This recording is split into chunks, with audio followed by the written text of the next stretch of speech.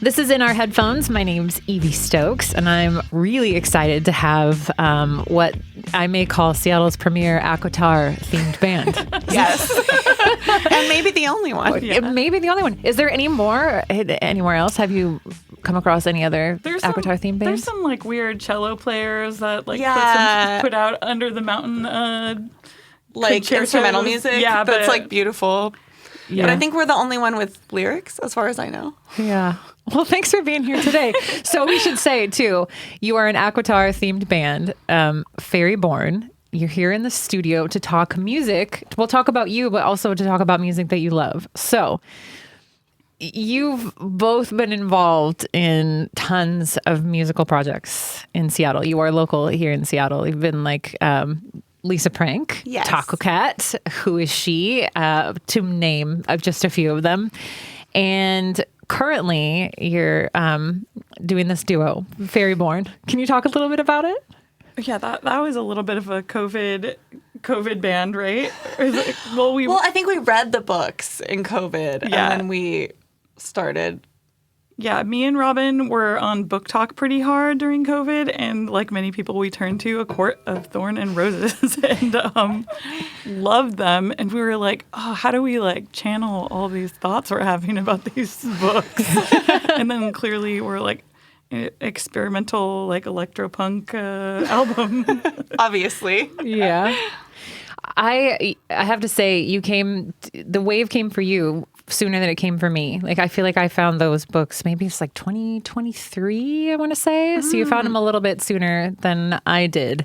But I will admit right here and right now that I'm a fan of Sarah J. Maas and She's the great. universe. I mean, it's just it was a really fun reading. For me, it felt like it was something that got me kickstarted into reading again, which I feel very lucky. That's totally same. Yeah. It reminded me of like when I first started loving reading when I was a kid and like getting so into fantasy books. Yes, agreed. Wow. And the world's kind of whack right now, so it's like escapism is really fun. We love fantasy, but there's not a lot of like, it's just like very like femme-focused fantasy. Yes. It's awesome. Well, I'm excited to have you here, and it's nice to speak to some more romantasy fans. You two chose a song from the new Mary Lattimore and Julianna Barwick record to share with us today. So let's listen to it together, and then we can chat some more after. Sound good? Sounds great. Perfect. Okay, this is the Four Sleeping Princesses from the new album, Tragic Magic.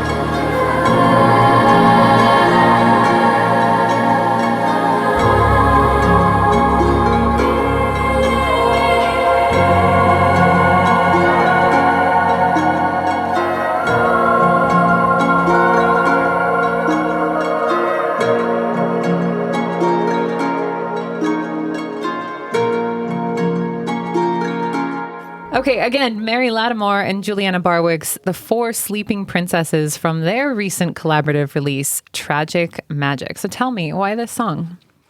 Our friend Jessie from the project Tiny Vipers invited us to a show. She was opening for them, and I was like, I don't know who that is, but let's check it out. And I was just completely dazzled. Yeah, we were both like blown away by it. It's so magical. So it really like captivated my imagination. Yeah. I'm hoping you can tell me a little bit about the performance because I've never seen them perform. What is it like? It's so it's one I don't know, I'm mixing up their names, but is it Mary on the harp? Yes. And then Julianna on like they both do some like sort of ambient vocals that are really interesting, and then synth. Yeah. Yeah. So a lot of times ambient music kind of loses me in real life. Like it's because it's so, it's like long, peaceful songs, but it was really engaging, and it's an incredible show. I would like highly recommend it to anyone who has a chance to see it. Yeah. And then when they introduced the song, they were talking, because they recorded the album at this like Paris museum with all these old instruments, and they were talking about how the Four Sleeping Princesses were like the old harps that were sort of awakening from slumber from many years. And that really, I think after the show, we were both like, Four Sleeping Princesses. Yeah, so and exciting. These like beautiful harps from like the 1600s or something, and they like the museum allowed them to play them, and they were like, oh, these beautiful princesses have been like they've been awakened after like hundreds of years of not being able to like get any play action. So. Get those princesses some action. Yeah. Well, yeah, I read some info about this record, and it's exactly what you're just saying. Like, what an amazing experience to get to record this in a place like that. By access, lives in the library.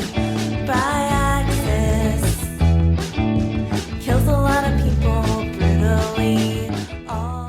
So it's the pandemic. You start reading these series. You start thinking, man, I just want to talk about how good this is to someone. Let's write about it. Let's make some music about it. That's what you did? Yeah. We even started doing like a couple other. We just played, what was it called? NorwestCon. Yeah. It's a sci-fi and fantasy Book convention. It was That's so cool. Yeah. And we wrote a bunch of songs about other books. I don't know if you know Rachel Gillig, One Dark Window. Not yet. Those ones are amazing. Yeah. Evie, Yeah. You're You're gonna love it. You're going to like those. They're so Write this cool. down. I can't remember the one that I'm reading right now. Let me open it. Because of course I'm like trying to read as many as I can. Shield of Sparrows. Have you read I that? love them. Yeah, there's a new one that just came out. I'm Yeah. going to catch up. Okay. I'm like a quarter of the way into that one right now. Yeah. Reading it as I can. It picks up. Yeah. It picks up. Okay. I know DJ Kennedy was reading ACOTAR too. Oh, when cool. when I was here last. Yeah, I know. I love that people are like, okay, I want to talk to you about this. This is awesome. Well, do you feel like the diehard fans of the series or Sarah J. Maas are coming out in droves to support you now? We have like a weird support system around. It's like, because the music is not like, I feel like a lot of ACOTAR fans might lean a little Taylor Swift, which Robin is a super Taylor Swift fan, not to disparage that. But this is like a pretty weird album. Yeah, it's maybe not the most accessible music. It's we were like the Venn diagram is like people who are really into like underground punk and then ACOTAR fans. It's a it's very a sliver. small sliver. But what's fun about it is like I don't care. Like I like just love like it's like I don't care. I'm like very proud of this band. Yeah. Yeah. If I'm like the only audience for it, that sliver. So you're doing this, and then what else? What other music are you making currently? I'm working on a new Lisa Frank record. So that's Good. exciting. Yeah. Yeah. I'm playing in a band called Stargazer. We put out an album last year. Yeah. That's great. So this and then more Faerie Born songs. Yeah. I think we're just going to keep them rolling. Yeah, we have like a whole new, we have like probably an album's worth of songs. Yeah, we got for like, 14-minute album. Or whatever. Yeah, exactly. Love it. Well, thank you so much for coming by today and sharing this with us. I need to dig more into this record because what I heard was beautiful. The whole record is so beautiful. Yeah, the whole album, Tragic Magic, is so perfect. Yeah. Beautiful. Well, thank you for sharing it with me. There's no life at all in the house of wind. There's no life at all in the house of wind. There's no life at all in the house of wind. There's no life at all in the house of wind.